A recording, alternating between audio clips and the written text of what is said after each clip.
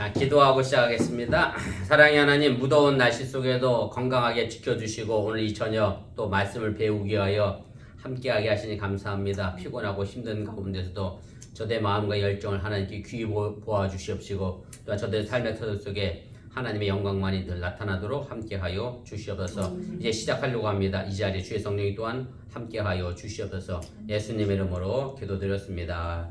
아멘. 우리 찬송가 292장입니다. 우리 292장 우리 찬송합니다. 주 없이 살 수 없네 죄인의 구주여, 그 귀한 법의 피로 날 구속하소서.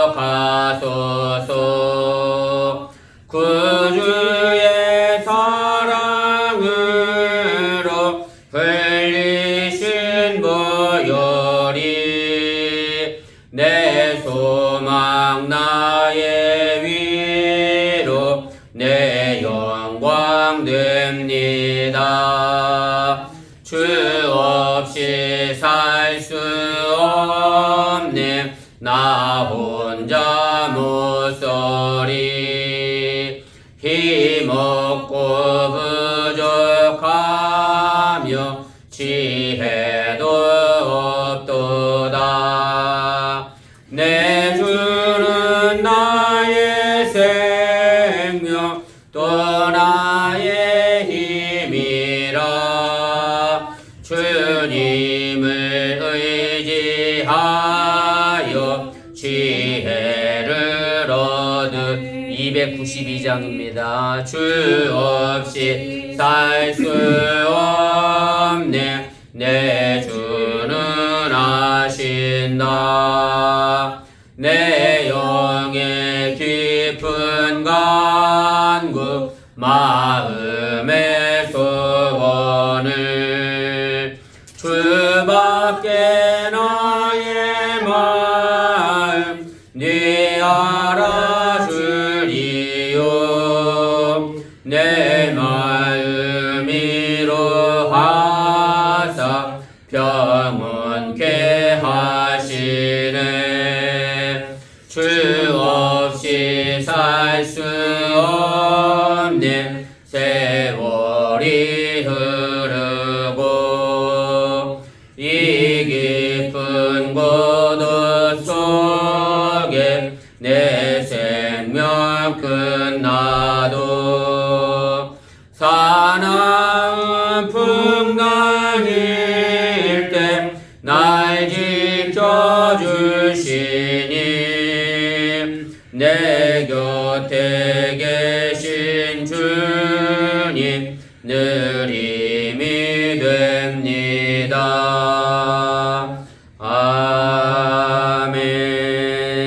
아멘. 우리 찬송 한 장 더 합니다. 288장입니다. 288장 우리 찬송 한 장 더 합니다. 예수를 나의 구주 삼고 성령과 피로써 거듭나니 이 세상에서 내 영혼이 하늘의 영광 누리도다.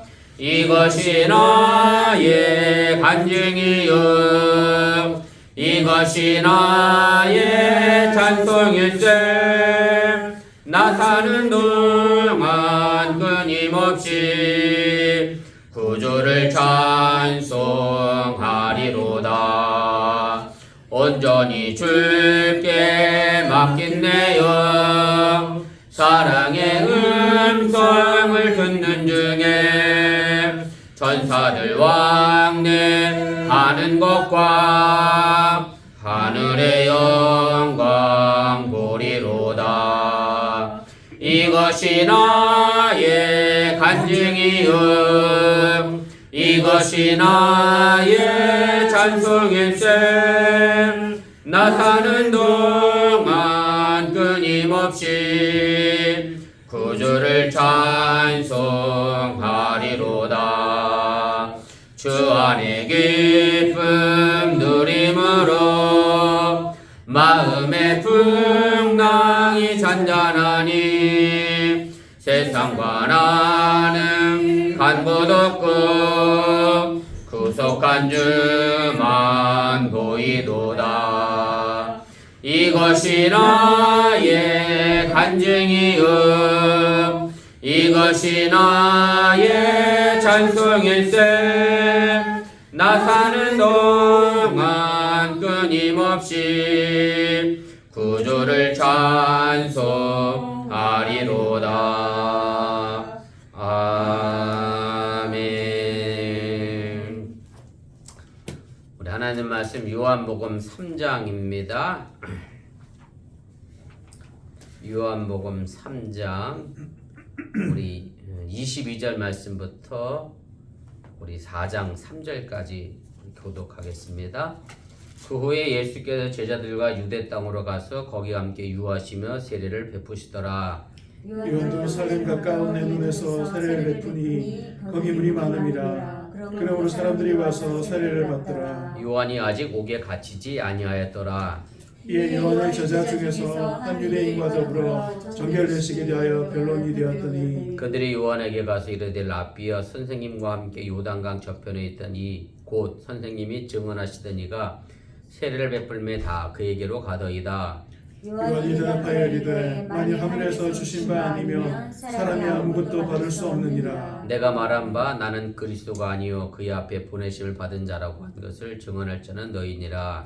신부를 취하는 자는 신랑이나 서서 신랑의 음성을 듣는 친구가 크게 기뻐하나니 나는 이러한 기쁨으로 충만하였노라. 그는 흥하여야겠고 나는 쇠하여야 하리라 하니라. 위로부터 오시는 이는 만물 위에 계시고 땅에서 난 이는 땅에 속하여 땅에 속한 것을 말하느니라. 하늘로부터 오시는 이는 만물 위에 계시나니 그가 친히 보고 들은 것을 증언하되 그의 증언을 받는 자가 없도다. 그의 증언을 받는 자는 하나님이 참되시다는 것을 인쳤느니라. 하나님이 보내신 이는 하나님의 말씀을 하나니 이는 하나님의 성령을 한량없이 주심이니라. 아버지께서 아들을 사랑하사 만물을 다 그의 손에 주셨으니 아들을 믿는 자에게는 영생이 있고 아들에게 순종하지 아니하는 자는 영생을 보지 못하고 도리어 하나님의 진노가 그 위에 머물러 있느니라. 예수께서 제자를 삼고 세례를 베푸시는 것이 요한보다 많다 하는 말을 바리새인들이 들은 줄 주께서 시사하신지라. 죄송합니다. 예수께서 친히 세례를 베푸신 것이 아니요 제자들이 베푼 것이라. 유대를 떠나사 다시 갈릴리로 가실세. 아멘. 예, 오늘은 제 12번째 시간입니다. 다시 세례 요한이 이제 등장하면서 예수님을 마지막으로 증거를 하게 되고요. 그리고 이 단락 이후에 예수님께서 이제 4장에서 본격적으로 자신의 사역을 감당하시는 일들을 이루어내게 됩니다.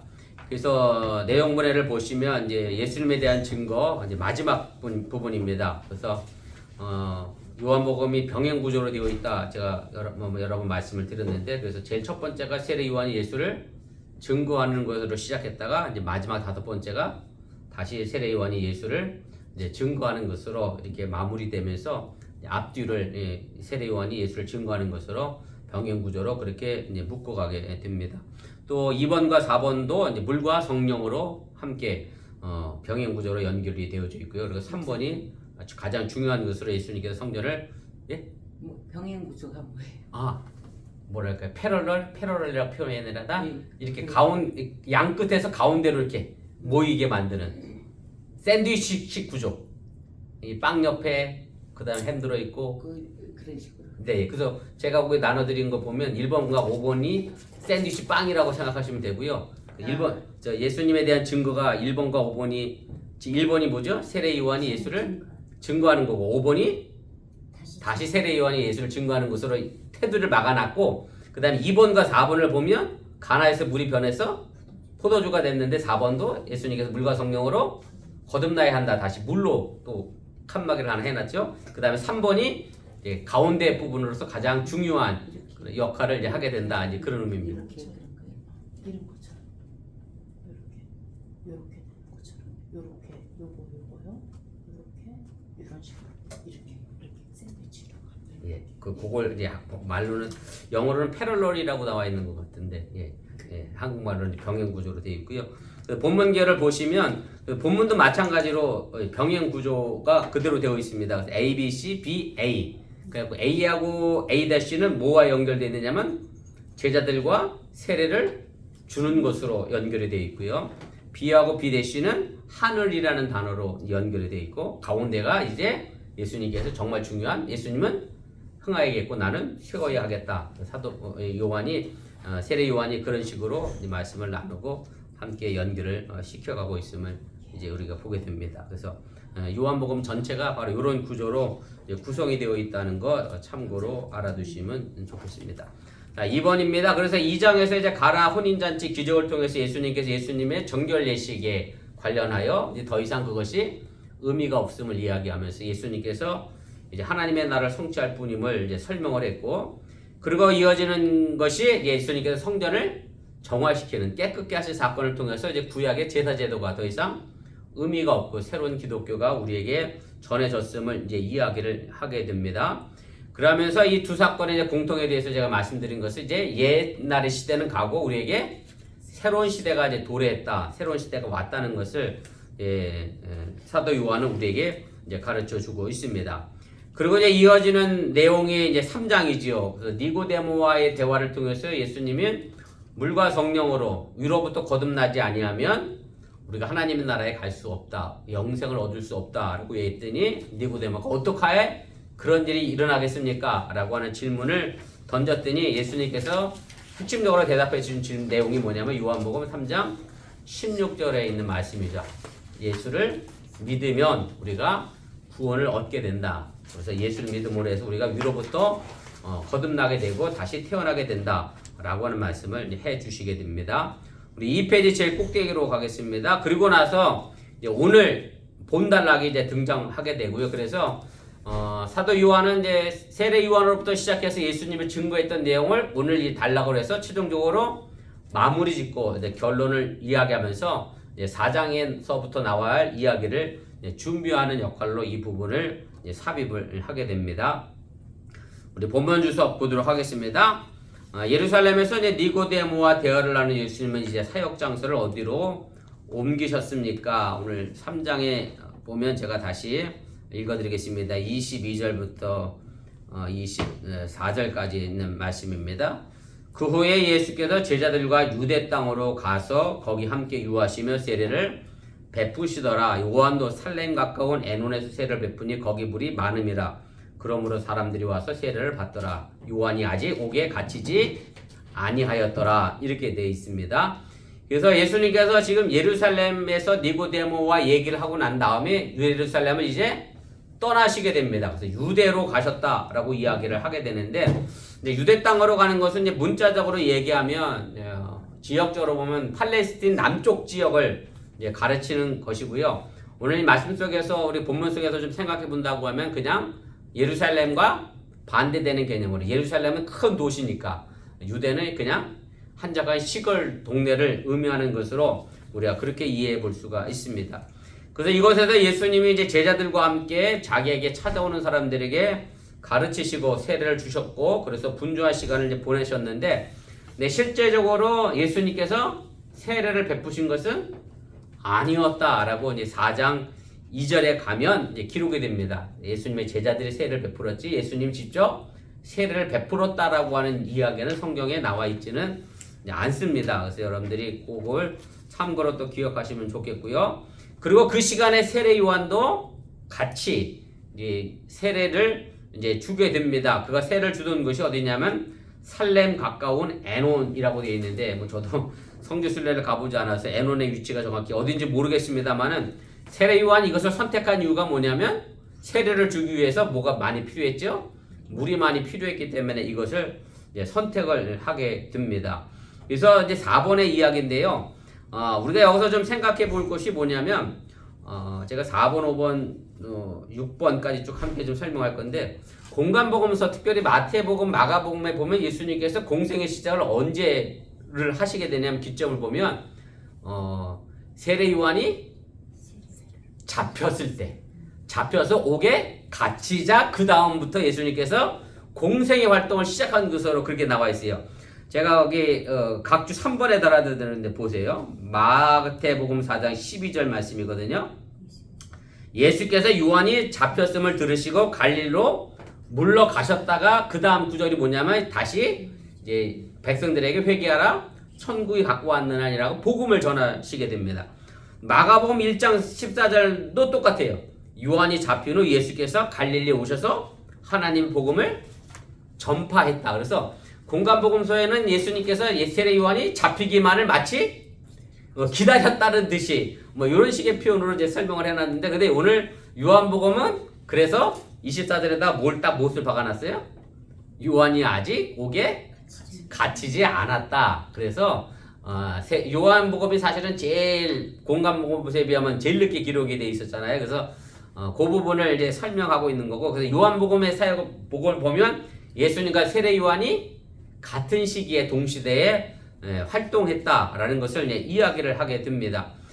그래서 예수님의 사역을 시작하고 나서도 요한 역시 계속해서 많은 사람들이 요한에게 가서 이제 세례를 받았고요. 그래서 오늘 여기 요한에게 와서 세례를 받았다라고 하는 표현들을 보면 제가 여기 헬라어를 두 단어를 썼습니다만은 사람들이 와서 파네기논토라는 단어가 하나 있고, 그 다음에 세례를 받더라, 그 다음에 에파티 존토, 다 토로 끝나잖아요. 그래서 이 단어가 어떤 의미를 가지고 있느냐면 미완료 시제를 의미하는 거고요. 그래서 세례 요한이 과거로부터 변함없이 계속해서 예수님이 세례를 주셨을 때도 사역하셨을 때도 일을 하셨음을 보여주게 됩니다.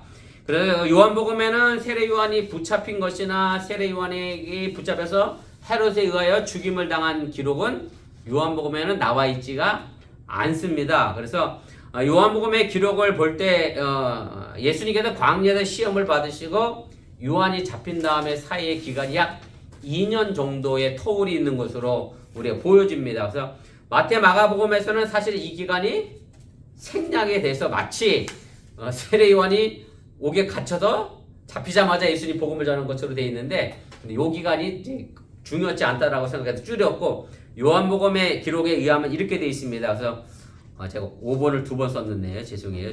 본문 주소 두 번째 5번. 2페이지 제일 하단에 보면 요한복음의 기록으로 볼 때 광야의 시험과 요한의 잡힘 사이에는 상당한 기간이 있었고요.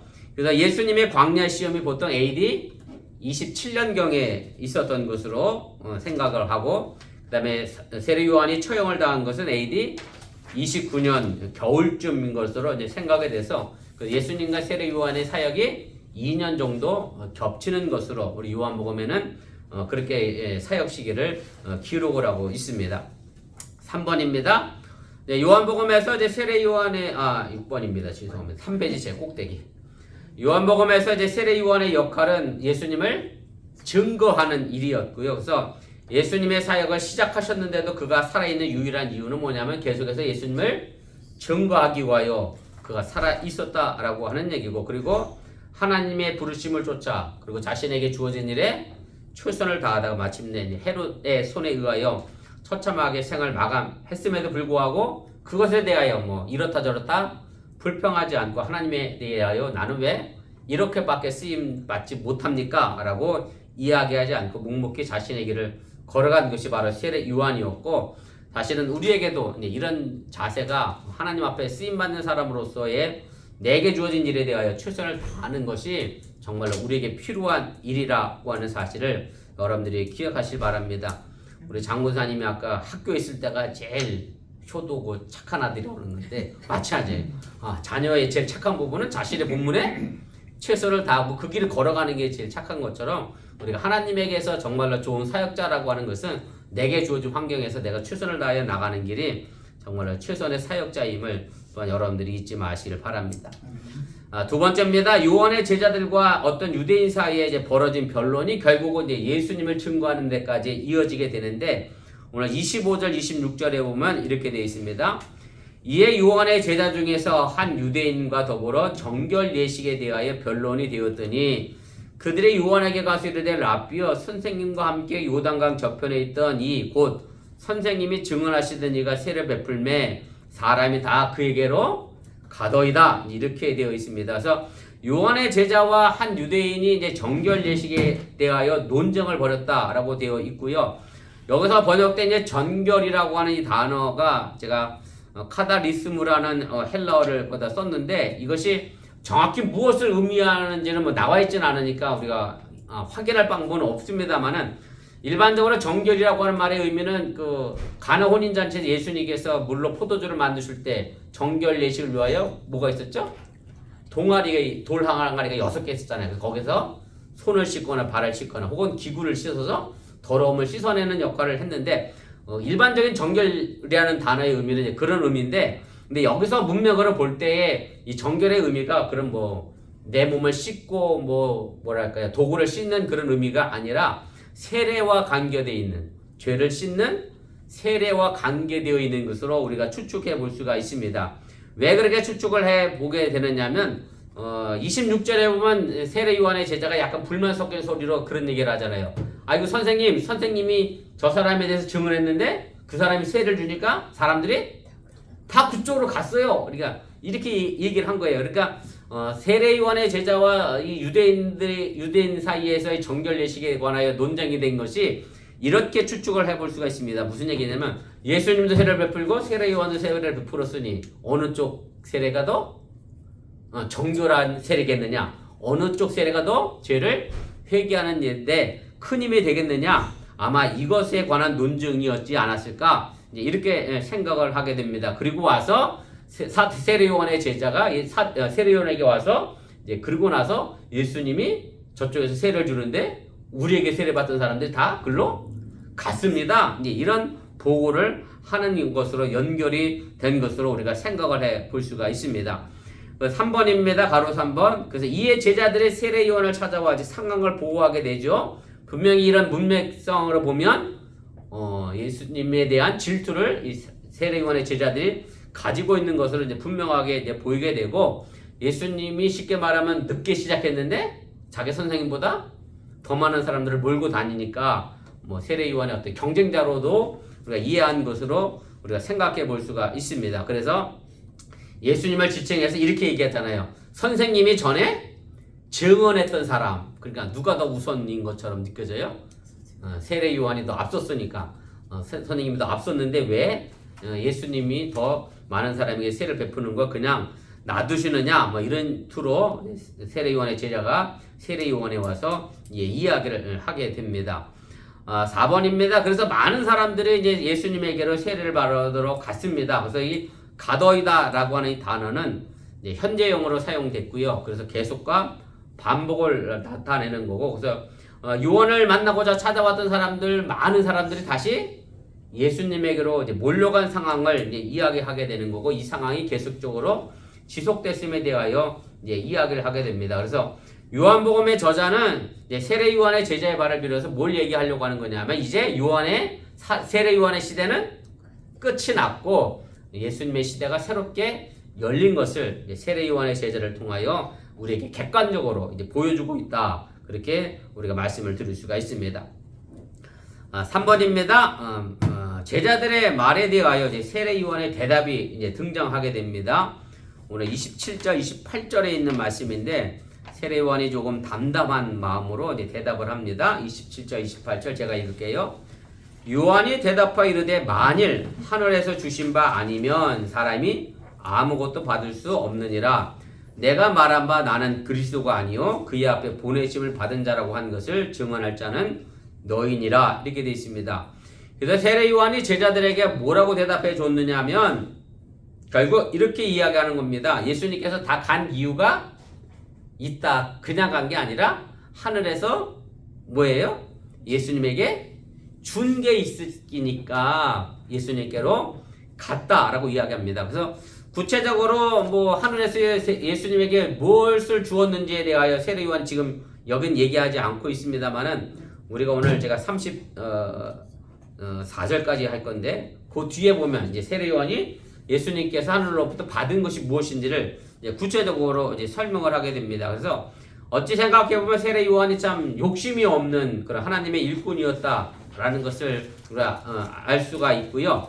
우리 4페이지 제일 꼭대기로 올라가겠습니다. 그리고 하나님께서 쓰시고자 하는 그 절대 주권에 관하여 뭐 이렇다 저렇다 말하지 않은 말 그대로 토기장이가 진흙 갖고 토기를 만들 때 어떤 것은 요강 만들고 어떤 것은 뭐 좋은 그릇을 만드는 것에 대하여 뭐 진흙이 나는 왜 이렇게 만들었습니까 말할 수 없는 것처럼 바로 세례 요한은 그렇게 하나님의 주권을 인정하는 사람이었고 그래서 이것이 정확히 무엇인지는 이제 31절 말씀에서부터 36절까지 우리 다음 주에 그 부분에 관하여 이제 이야기를 하도록 하겠습니다. 4페이지 제일 위에 우리 3번입니다. 그리고 이어서 이제 28절에서 이미 제자들에게 이제 가르쳐 주었던 것을 이제 기억하게 합니다. 뭐냐면 세례 요한이 계속해서 이야기했던 것은 뭐냐면 나는 뭐가 아니었다? 그리스도가 아니다. 이거는 제자들에게뿐만 아니라 예루살렘에서 온 바리새인들에게 보내온 사람들에게도 나는 그리스도가 아니다. 계속해서 분명히 이야기해 왔고요. 그래서 이 부분에 관하여 이걸 누가 증언해야 되느냐면 바로 자신이 아니라 세례 요한을 따라다니는 제자들이 이 일에 관하여 너희가 계속해서 증언해 줘야 한다라고 하는 것을 오늘 28절에서 이제 이야기를 하게 됩니다. 그래서 우리가 28절에 있는 말씀은 좀 순서가 이렇게 되어 있어요. 보세요. 제가 다시 읽어드릴게요. 내가 말한 바 나는 그리스도가 아니요 그의 앞에 보내심을 받은 자라고 한 것을 증언할 자는 누구예요? 너희니라. 나는 그리스도가 아니야. 그냥 나는 예수님 앞에 먼저 보내진 사람이야. 이걸 누가 증언해야 되냐면 세례 요한의 제자들이 증언한다. 그래서 너희니라가 제일 뒤에 있는데 실제적으로 헬라 원문에는 너희 자신들, 너희가 제일 앞에 나와 있습니다. 제가 그 각종 5번에 헬라어 순서대로 쭉 써서 가로쳐서 한국말까지 번역을 해서 놔드렸는데 거기 보면 제일 먼저 등장하는 게 바로 너희 자신들, 아우토이라는 단어가 나와서 그래서 너희가 이 일들을 해야 하는 것이다 라고 이야기하는 거고 그래서 내가 이미 여러 번 내가 메시아가 아니라고 이야기하지 않았느냐. 그런데 왜 예수님께 세례받으러 가는 것에 대하여 너희가 서운하게 생각하느냐라는 의미로 이제 이 일을 이제 세례 요한은 이제 이야기를 하게 됩니다. 가로 4번입니다. 그래서 세례 요한은 다시 한번 나는 절대 메시아 그리스도가 아니다 라고 이야기를 하게 되고요. 나는 단지 그리스도를 소개하라고 하나님께서 보냄을 받은 사람이라고 이제 고백을 하게 됩니다. 그래서 세례 요한은 말 그대로 한치도 하나님이 자기에게 주신 것 이상의 것을 욕심내지 않았고 그 이상의 것을 넘보지 않았다라고 하는 얘기고 자신이 있어야지 할 자리에 묵묵히 자신의 일들을 감당했던 사람이고 바로 이런 사람들만이 또 우리가 그리스도의 증인으로서 사명을 감당할 수 있는 그런 사람들이 된다라고 하는 것을 여러분들이 잊지 마시기 바랍니다. 제가 가로 5번에도 썼습니다만은 참 이게 안타까운 게 뭐랄까요? 자기가 사역자로 쓰임 받다 보면 어느새 자기가 넘지 말아야 될 선을 넘어가는 많은 분들 우리가 보게 되는데 단지 우리는 하나님께 부름 받은 자로서의 그 위치에서 있어야지 결국 내 뜻대로 내가 살겠다라고 하면 그건 내가 스스로 왕이 되는 거지 하나님이 왕이고 예수님이 주인이 되는 것은 아니기 때문에 우리가 이 부분에 대해서 우리가 하나님께 소명받은 자로서 또 예수님의 소명받은 크리스찬으로서 우리가 생각해 본다라고 하면 우리가 이 이상의 것을 넘어서는 안 되는 그래서 뭐 이런 표현이 좀 그렇습니다만은 제가 우스갯소리를 언젠가 한번 들었습니다만은 개하고 사람이 달리기를 했잖아요. 그래서 개하고 달리기를 했는데 개가 먼저 뛰어갔어요. 그랬더니 사람들이 뭐라 그러냐면 저 사람은 개보다 못하네.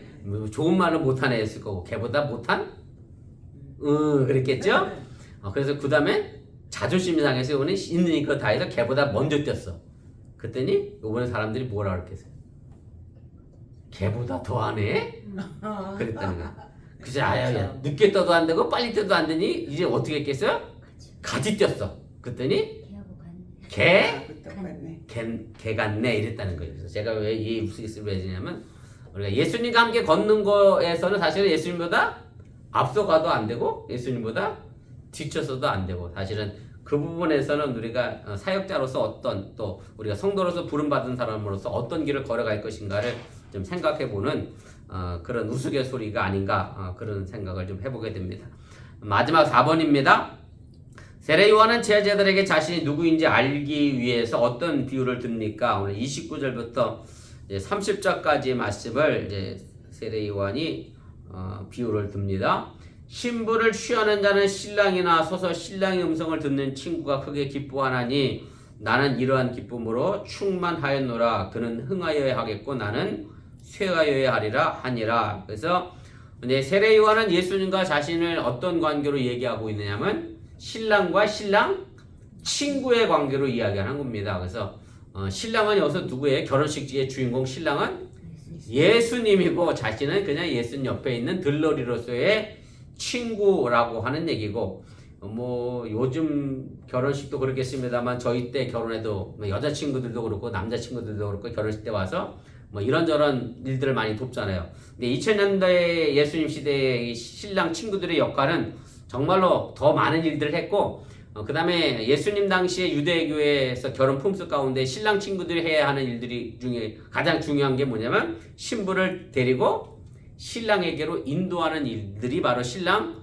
친구들이 했고, 물론 뭐 지금도 마찬가지겠습니다. 가장 친한 친구들이 이런 일을 하게 됩니다. 그래서 세례 요한은 자신은 신랑의 친구이지 신랑 자체가 아니라는 것을 이야기하는 거고요. 그럼 신부는 누구겠어요? 하나님의 백성을 이야기하는 거죠. 그래서 지금 하나님의 백성인 이스라엘 백성들이 예수님에게 세례받으러 가는 게 하나도 이상하지 않다는 거예요. 왜냐하면 신부가 신랑 찾아가는 건 당연한 것이다. 나는 그냥 그 옆에서 친구로서 그것 때문에 기쁨이 충만하다. 그것도 웃긴 사람이긴 하잖아요. 그죠?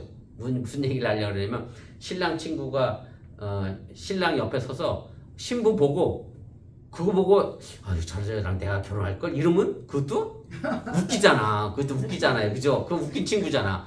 사실은 세례 요한은 그걸 탐내거나 욕심내지 않았다라고 하는 얘기고, 바로 자신이 신랑의 친구로서 예수님 옆에 서 있는 것만으로도 충분히 기쁨을 누렸다라고 이제 이야기를 하게 됩니다. 가로 2번입니다. 회개하여 정결해진 하나님의 신부인 이스라엘 백성을 예수님께로 인도하는 역할을 세례 요한이 맡은 것이고요. 그래서 세례 요한은 예수님의 순결한 백성을 보고 기뻐하실 때 그저 옆에서 같이 기뻐하는 사람이었다라고 하는 얘기고, 그래서 신부는 신랑을 위해 존재하기 때문에 당연히 저 건너편에 많은 사람들이 예수님에게 세례 받으러 가는 것은 매우 당연한 일이다라고 하는 것을 세례 요한은 설명을 하게 됩니다. 그러면서 이제 결정적으로 세례 요한이 던지고 있는 말은 뭐냐면, 신랑이 높아지기 위해서는 신랑 친구가 사실은 옆에서 들러리로서 낮아지는 역할을 해야 하잖아요. 그래서 자기가 높아져서는 안 되잖아요. 신랑을 돋보이게 해야지. 그래서 요즘 뭐 가끔 그 연예인들 뭐 결혼식 가면 민폐 하객 이렇게 나오잖아요. 왜냐면 신부보다 더 이쁘게 입고 가는 뭐 연예인들 보면 뭐 민폐 하객이라고 얘기하는 것처럼 세례 요한이 민폐 하객이 된 것이 결코 아니고 본인 스스로가 낮아서 신랑 대신 예수를 더 돋보이게 했다라고 하는 겁니다. 그래서 30절의 이야기가 이제 그거죠. 그는 흥하여야 하겠고 나는 쇠하여야 하리라 라고 하는 얘기인데, 가로 4번입니다. 헬라 본문이 강조하는 그대로 직역을 하게 되면 이런 뜻이 됩니다. 커져야만 하는 것은 그분이고 예수님이고, 자기는 낮아져야 하는 것은 바로 나다라고 그렇게 직역할 수 있고요. 그래서 여기서 가장 중요한 단어가 뭐냐면 헬라어는 데이라고 써 있는데 영어 표현은 must입니다. 그래서 제가 NIV 영어 성경 각주 하단에 달아드렸는데 he must 돼 있고 I must. 그래서 해도 되고 안 해도 되는 것이 문제가 아니라 반드시 그래야만 된다라고 하는 얘기고, 그래서 예수님은 반드시 커지셔야 하고 자기는 반드시 낮아져야 하고, 그래서 사실은 둘 다 커질 수는 없다라고 하는 얘기고, 내가 쇠하지 않으면 예수님이 결코 흥할 수 없다라고 하는 얘기입니다. 사실은 이게 좀 우리가 역설적일 수도 있는데 무슨 얘기냐면 예수님도 높아지고 나도 높아지면 좋지 이렇게 생각할 수 있는데 그렇지 않다라고 하는 얘기고, 예수님이 높아지면서 나도 높아지면 결국 누구 것을 빼앗아가게 돼요? 예수님의 것을 빼앗아가게 되는 거고, 그래서 이게 역설이라는 것은 뭐냐면 예수님이 흥하고 내가 쇠해지면 그것 때문에 내가 더 오히려 뭐가 되죠? 예수님으로부터 영광을 내가 더 받게 된다라고 하는 얘기고, 거기에 나도 더불어서 존귀해질 수 있는 그런 사람이 된다라고 하는 얘기입니다. 그래서 예수님께서 하셨던 그 비유 가운데 그런 얘기잖아요. 종이 열심히 밭에 나가서 일하고 왔다가 주인에게 밥상 차려주고 그 다음에 자신이 할 일은 뭐예요? 나는 내가 한 일을 했을 뿐입니다. 그러지 종이 밭에서 내가 나가서 일했다가 집에 들어와서 주인한테 난 밭에 가서 열심히 일하고 왔으니 밥은 당신이 차게 먹으셔. 이럴 수 없는 것처럼 와이프가 오빠는 그러는 거 아니에요? 와이프가 그래? 요즘 와이프는 그래. 요즘 와이프 근데 이게 제가 그런 요즘 와이프가 그러는데요. 근데 오히려 진짜 존귀 여김 받는 와이프는 뭐냐면 어떻게 하는 와이프예요? 신랑을 이렇게 존중하고 높여주는 와이프가 존귀임 받는 거지 신랑하고 맘먹는 와이프가 존귀임 받는 건 아닌 것 같아. 물론 내가 너무 고리타분한 얘기를 했나? 요즘 시대는 뭐 그렇지는 않습니다만 아무튼 그래서 내가 낮아지고 예수님이 흥할 때 나도 같이 존귀해지는 역설이 그 속에 담겨져 있음을 여러분들이 기억하시길 바라고 사실은 그리스도인이라고 하면 이 부분을 또 기억해야 되겠지만 더 나가서 우리가 꼭 생각해야 되는 지도자의 위치에 있는 사람이 사실 이 부분이 굉장히 조심해야 될 그런 부분이라고 저는 생각이 되고요. 뭐 미국도 다음 대통령이 바이든이든 트럼프든 다 싫다고 미국 국민들이 그러는데 한국의 어느 분은 그 어느 때보다 제왕적인 대통령 노릇을 하고 있느라 우리 국민들이 뭐 또 힘들다 막 그렇게 얘기하는 사람도 있긴 한데 아무튼 리더에 있는 사람일수록 더 그 부분에 대해서 낮아져야 하고 섬겨야 하는 모습이 필요하다는 것 이것이 참으로 위대한 신앙의 고백이 되어져야 한다는 사실 또한 여러분들이 기억하시면 좋겠습니다. 우리 잠시 말씀을 생각해 보면 우리 좀 1분여 정도 합심해서 함께 기도하겠습니다. 오늘 세례 요한이 요거 예 저 어떻게 읽는지 한 번만 읽어보세요. 어디요? 그 밑에 무슨 말이에요? 아우토이아 하고 너희 자신들하고 그다음에 너희 나라 하고서는 그 써는 말 뭐지? 4페이지 아래 그건 제가 헬라 원문 순서대로 제가 헬라 원문 순서예요. 근데 제가 헬라어의 단어 뜻이 뭔지 궁금하실 것 같아서 가로쳐서 한국말로 해놓으신 거고 해놓은 거. 그래서 세례 요한이 말하고 싶은 게 뭐냐면 너희가 중요하다. 그래서 헬라 원문에는 너희가 제일 앞에 나와 있다라는 것을 제가 말씀하려고 이 부분을 써놓은 거예요. 그래서 세 번째 나에게 그게 네. 모이로 읽어집니까? 맞아요. 모이로 읽어져요. 네, 그렇게 읽는 거예요. 그게 지금 이게 헬라어가 영어가 저기란 거 아우토이라고 읽으시길래 네네. 이 말도 영어하고 비슷하게 맞아요. 영어식 발음이에요. 그래. 헬라어가 다. 네, 그렇게 이해하시면 훨씬 쉬워요. 맞아요. 그래서 그 그리스도도 보시면 크리스토스라고 돼 있죠. 예. 영어 발음 예. 맞아요. 영어 발음식이에요. 맞아요. 자 이해하셨어요. 헬라어 읽는 게 사실은 어렵진 않아요. 네, 영어 발음 기호 비슷하게 생겨서 예. 또 거기에서 출처된 네, 감사합니다. 네. 자, 우리 1분여 정도 합심해서 함께 기도하겠습니다. 오늘 세례 요한이 했던 말이 참 중요한 말이라 저도 생각이 되어지고요. 정말로 예수님이 흥하하고 내가 쉬함으로 말미암아 그것이 오늘 우리에게 더 큰 은혜의 복이 된다는 사실을 여러분들이 잊지 마시고 하나님 안에서 나는 과연 어떤 삶의 자세를 가지고 살아갈 것인가 우리가 좀 생각해 볼 수 있는 그런 믿음의 시간들이 될 수 있기를 바랍니다. 내가 낮아짐으로 내가 더 존귀 여김 받는 그런 신앙의 삶을 우리가 살아갈 수 있기를 바랍니다. 정말 기도합니다. 사랑의 하나님 고맙습니다. 오늘 시간에 우리에게 주어진 삶의 길들이 과연 어떤 길인가 다시 한번 생각해 보게 해주시기 원하고 세례 요한이 나는 쉬어야 하겠고 예수님이 흥해야 한다라고 얘기했던 것처럼 나는 그리스도가 아니기 때문에 내게 세례받은 사람들이 예수님에게 가는 것에 대하여 너희들이 결단코 섭섭할 것이 아니다라고 얘기했던 것처럼 과연 내가 하나님의 종으로서 또 사역자로서 또 성도로서 과연 어떤 마음의 자세를 가지고 하나님 앞에 서 있는가를 또 한번 생각해 보도록 인도하시고 함께하여 주시면서 예수님이 높아지 나도 같이 높아지려고 하는 욕심에서 벗어나게 도와주시고 섬기고 낮아짐으로 말미암아 내가 스스로 존귀 여김 받는 그런 믿음의 삶의 길들을 살아가도록 인도하 주시기 원하며 정말로 세례 요한이 욕심 없이 사심 없이 자신에게 주어진 사역에 대하여 묵묵히 자신의 삶을 감당하며 순교에 이르기까지 최선을 다했던 삶을 바라보면서 우리가 성도로서 부름받은 자로서의 그 위치에서 오늘도 최선을 다하여 그 역할들을 감당해 나가며 하나님의 역사를 만들어 나갈 수 있는